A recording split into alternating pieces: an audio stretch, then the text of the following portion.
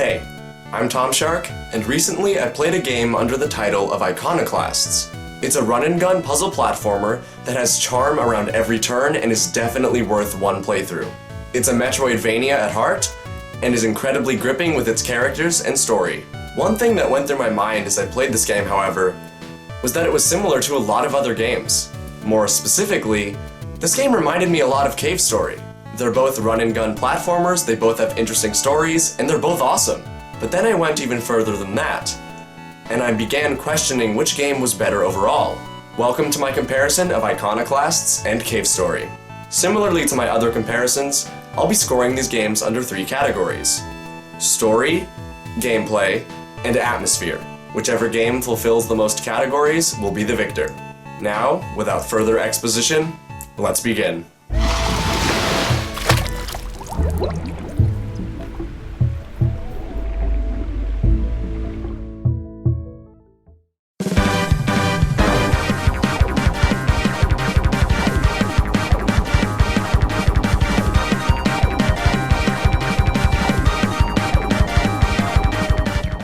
As simple as it can get, Cave Story is about an army of androids sent to a floating island in the sky that's inhabited by the Mamiga, a race of sentient bunny people. The androids were sent to commit a genocide of the Mamiga, and they nearly succeeded. Sometime after the genocide, you wake up in a cave with amnesia and decide to explore. The further you get into the game, the more you realize about your backstory. It turns out that you're an android who was part of the army killing the Mamiga en masse, and now they face a new threat. There's a doctor who was overtaken by a demonic relic called the Demon Crown, and he is plotting to use the Mamiga in a war against the inhabitants of the surface by feeding them a certain type of red flower, which sends them into an incredibly dangerous enraged state.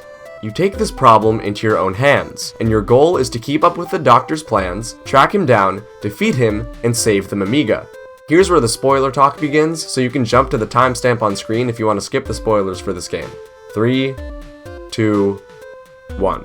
Cave Story has 3 different endings. So let's start with the worst one. The one where you find a dragon on the island, and you just leave. You let the doctor do his thing, and you just leave. Just sits perfectly on your conscience, doesn't it? The good ending is when you defeat the doctor and destroy the core of the island. This results in the island crashing to the ground and you escaping at the last second. Now the true ending, which requires some ridiculously obscure actions throughout the game, is when you defeat the doctor and destroy the core of the island, and before it crashes to the ground, you go deep into the island and take on the creator of the Demon Crown, Balos. Now, I would try to give a full recap of the story with all of the specific plot events, locations, and characters, but I'm trying to write a video, not a novel. Now, Iconoclasts is about a world in which the most prominent and valuable fuel source is ivory oil.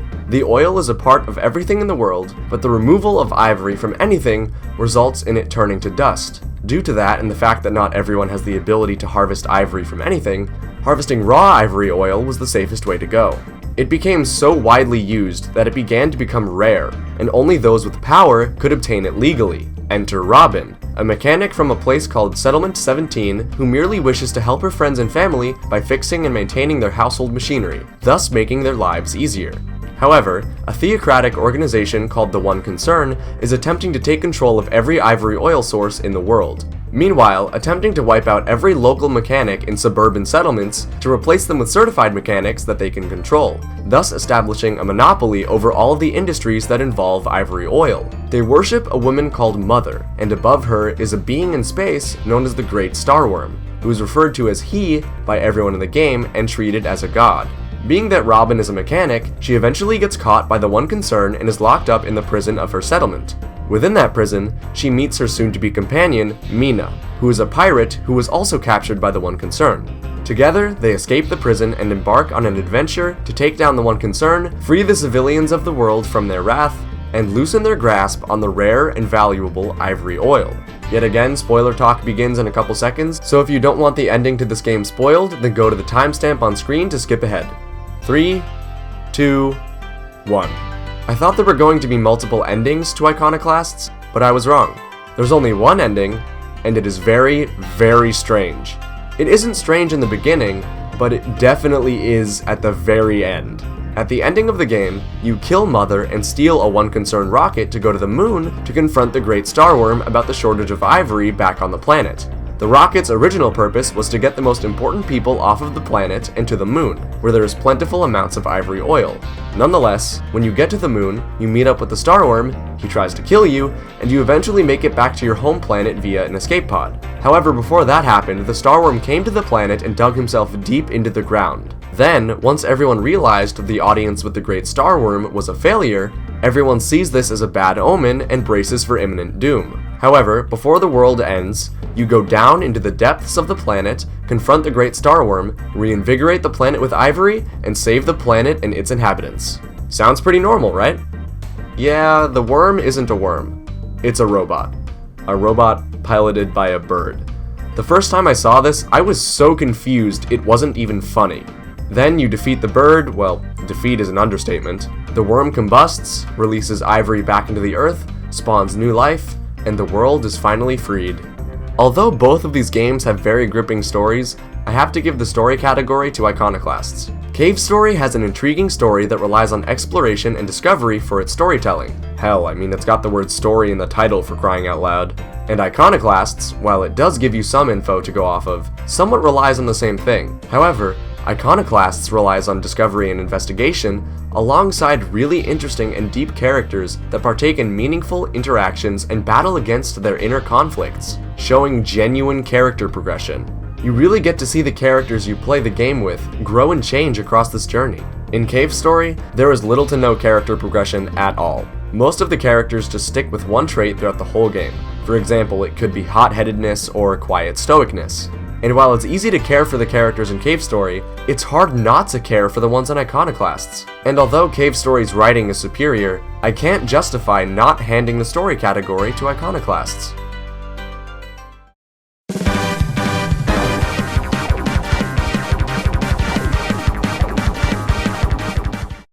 Cave Story is a 2D platformer with run-and-gun elements and numerous Metroidvania elements to it.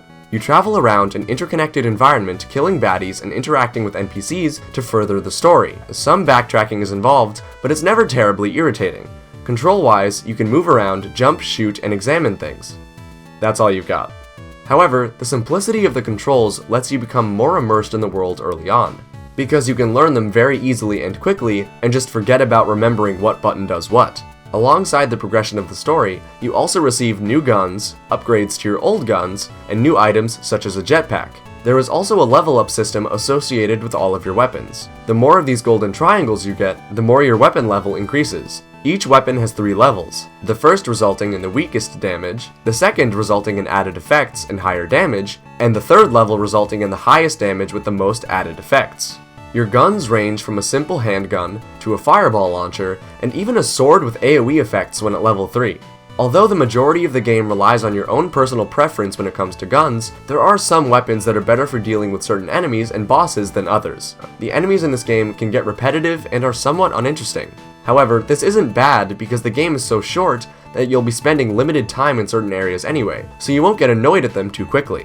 As for the bosses on the other hand, they are all pretty fun. For the first half of the game, they feel pretty simple and repetitive, but in the latter half of the game, the bosses ramp up in difficulty and in complexity, especially with the final boss. This game is actually much more difficult than I've been making it sound.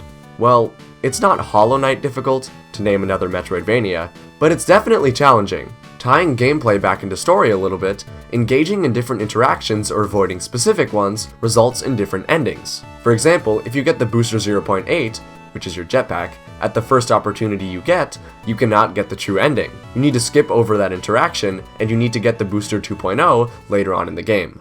Iconoclasts is also a 2D platformer with run-and-gun elements, but this game is more puzzle-oriented and contains many more Metroidvania elements than it lacks, as displayed by the interconnected open-ended map, constant ledge grabbing, and the Metroid-like map system.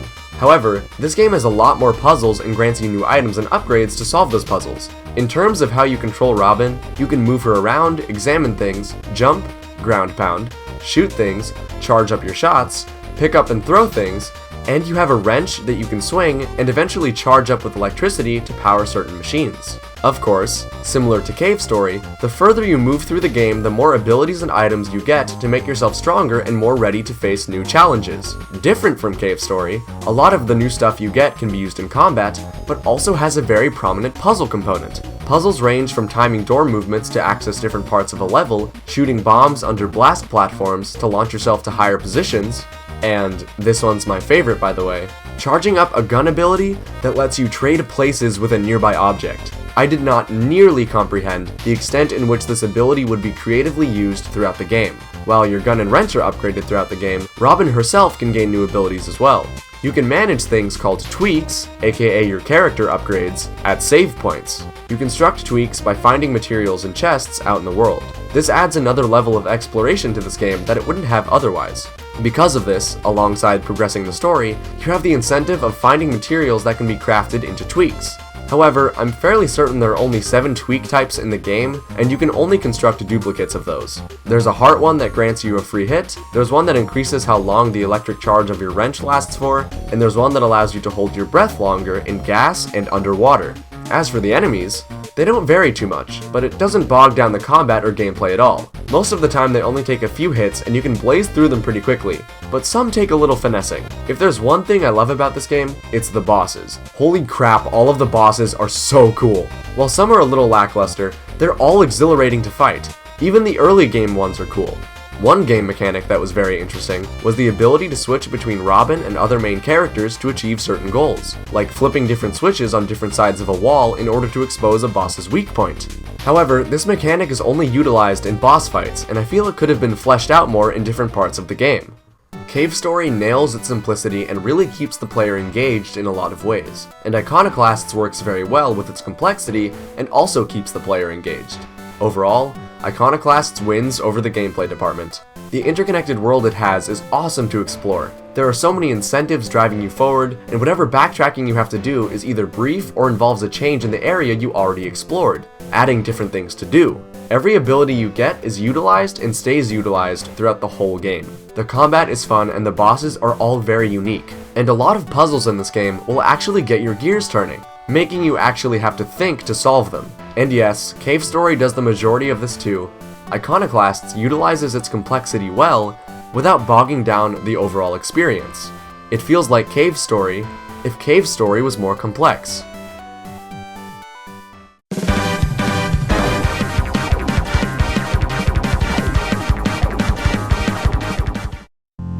Cave Story is a beautiful game. You can tell by its pixel art models and textures that it was artistically mastered to perfection without error. Every character, enemy, and locale looks proper, and the game's music pairs with it amazingly as well. Every track achieves what it was meant to achieve, and the music never feels off in any situation. It's wonderfully and appropriately situational. When you're exploring, the music is adventurous and gives you a positive feeling of discovery. When you've just found out about the Doctor's evil plans, for instance, the music is depressing and melancholy, making you feel the true gravity of the situation. And once you realize the gravity of your situation, the feeling stays with you. In the beginning, when you wake up in the first cave, you feel inquisitive, and the ambiance bends to that. But once you learn about what is really going on the floating island, you feel the tension for the rest of the game. Even when the atmosphere becomes adventurous again due to the world and the music, you still feel the dread of what could happen to the Amiga and to the island. As much as I hate to use the word perfectly again, Cave Story perfectly nails the moods it wants to. The way it captivates and takes control of the emotions of its players is truly what makes it an experience not to miss. Iconoclasts is one of the most deceptive games I have ever laid eyes on. It looks fun and feel good, right? Yeah, it's not.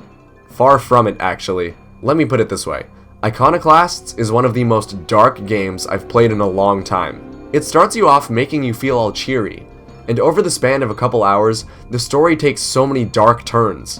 One minute you're exploring a bright green forest, and the next your brother's family is murdered, and you're trying to save an underwater city filled with civilians from impending doom. The graphics of this game are wonderfully designed, and all of the models and textures are pleasant and complementary.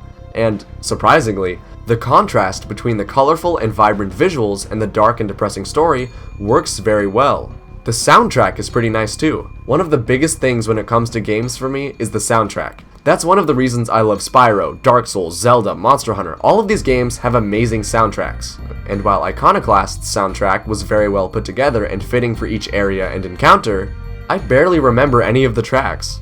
I'm sure I'd remember some of them after listening to them again, but they didn't stay with me long after I had played the game. Although this was kinda close, Cave Story definitely won in this category. It grips your emotions in a way that is hard to find in any other game.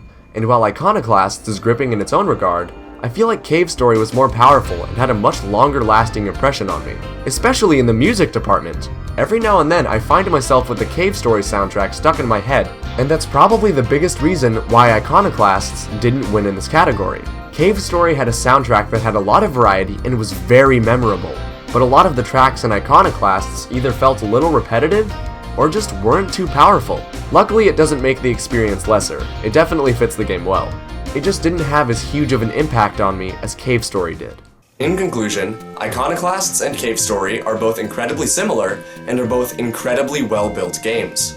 They were so similar, in fact, that once I decided which game I wanted to win, I was still questioning which game deserved each category. All in all, I would have to say that Iconoclasts is the better game. In acknowledging this, I need to say that Cave Story is not a bad game at all. In fact, it's a masterpiece. And that's why Iconoclasts is so good. Because it works off of Cave Story's formula while adding in its own concepts and game mechanics to make itself different. Yet again, I have to say that both of these games are fantastic and are both worth a playthrough. In my mind, Iconoclasts is like advanced Cave Story. I got it! It's Cave Story Plus! Wait, that already exists. Thank you for sticking this to the end, and I hope to see you on the next one. I hope you enjoyed. Hey guys, thanks for watching. Make sure to like and subscribe for more videos like this in the future, and you can watch some other comparison videos of mine on the left by clicking on the cards. Thanks again for watching, and I'll see you guys next time. See ya!